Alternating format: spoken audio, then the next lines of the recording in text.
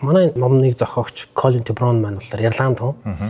Тэгээд өөрөө бол за Heart of Asia, Siberia гэдэг ном бичиж байлаа. Among Russians гэдэг ном бичиж байлаа.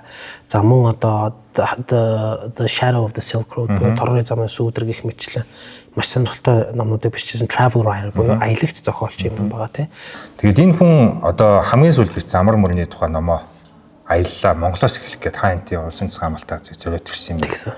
Тэгэхээр энэ аяллалын одоо хөтчөө таныг ажиллаж гэж авах те яаж юу та бүхэн бие бинийгээ олсон. За тэгээд тэр хүн Улаанбаатарт яг буугаад ирснээс хойш юу болсон энийг та үзэгчдэд ярьж өгөөч.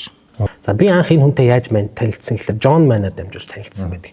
John Mann буюу одоо бүтэн дээр нь бол John Anthony Garnet Mann гэдэг өөрөөс Монголд ир судалгаа хийж исэн бас аялагч зохиолч хүн л дээ. За ингээд ирэхээр бас ирээд Colin Tibron-ийн John Mann-тай уулзаад за би ингээд юм ном бичих гэж байгаа. Ингээд одоо энэгээр ингээд аялах хэрэгтэй. Одоо яаж аялах вэ гэхэд бол Гоё Travel гэдэг компанитай холбогдсон. Гоё Travel гэдэг компани бол намайг санал болгосон. Ингээд угаасаа John Mann санал болгосон ингээд Батмөх гэдэг хөтж байгаа чи тэрнтэй аялах хэрэгтэй гэдэг. Ингээд бит хоёр 18 онд аял эхэлсэн.